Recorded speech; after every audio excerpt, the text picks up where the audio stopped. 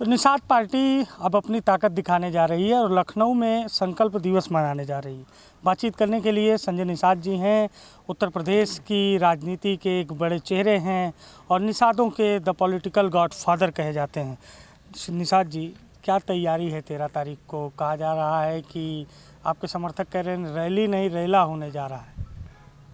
देखिए, अभी तक तो इनको लैला पिला रहे थे लोग, तो कम से कम ये समाज जो है अब रैली रैला करने के लिए तैयार होगा कि नहीं। रैली में आएंगे तो हमें लोग पहचानेंगे, हमारा संविधान में हक मिल जाएगा। रैला होगा तो जल्दी से हो जाएगा। तो ये तो समुदाय कभी झुआ भरोट को सब पौआ पिलाते थे, अब पौआ पिला के बटन दबवा लेते थे।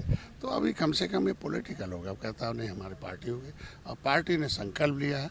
13 जनवरी 2013 को संकल्प लिया था हमने कि कभी त्रेता में भगवान राम ने निषाद राज को गले लगाया, देखो सेना देकर हम। लेकिन अब तो सब गले लगाने को तैयार है ना, सपा भी निषादों पर फोकस कर रही है। ये निषाद पार्टी की संकल्प, डॉक्टर संजय के संकल्प की देन है कि लोग अब निषाद जी कह रहे हैं।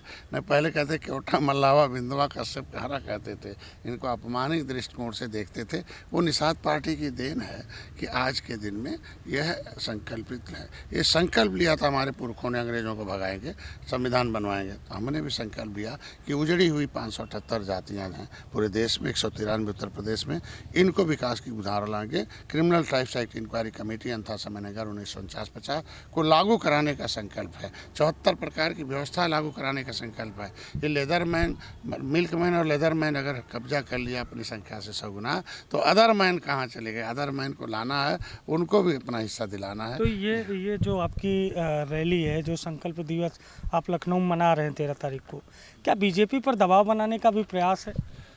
ये तो हमेशा चलता रहता है। बीजेपी हमारी मित्र है ना, उस मित्र पर दबाव थोड़ी बनाया जाता है। मित्र तो भावनाओं को समझ जाता है। मुलाकातें भी की हैं ना आपने? मित्र हैं तो मिलेंगे, नहीं तो क्या शत्रु से थोड़ी मिलेंगे, मित्र ही से मिला जाता है ना।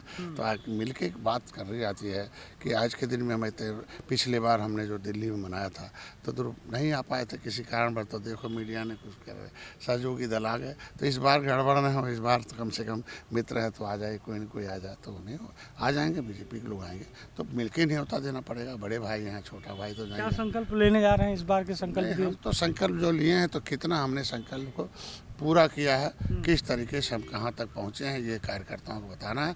और कार्यकर्ता संकल्प लेते हैं कि भाई हम बूथ जितवाना, हमें जिला पंचायत जितवाना, हमें जो विधायक जितवाना, हमें अपने वोट को इकट्ठा करके बीजेपी के साथ है तो बीजेपी के साथ लाना है, किसी को हराना है, फिर जिताना है, फिर जीतना है। ये संकल्प लेके जाते हैं और संकल्प पूरा भी कर रहे हैं। उसका नतीजा हुआ कि 2016 में संकल्प लिया, 17 में एक विधायक बनाया, आपने देखा होगा, सांसद बनाया 2 बार। फिर देखो आपने 15 सीटें हमने मिली थी, उसमें से 11 सीटें हमने हारी हुई ली, 9 जीत कर दिखाया, उसमें से 11 विधायक बनाया, एक MLC बन गए। देखो विधानसभा में आवाज़ उठाते हैं संकल्प लेने के। मेरे आयोग के सदस्य तीनों।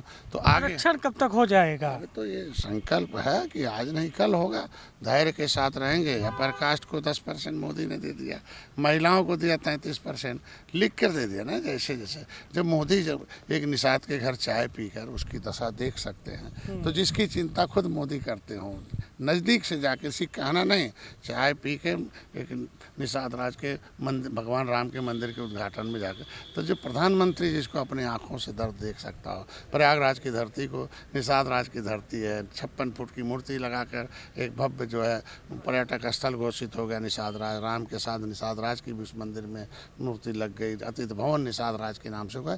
तो ये भी आरक्षण हो जाएगा। करने की नियत है, मोदी है तो मुमकिन है, करेंगे तो वही करेंगे। बाकी तो सारे किस तरीके से ठगते रहे मालूम है आपको।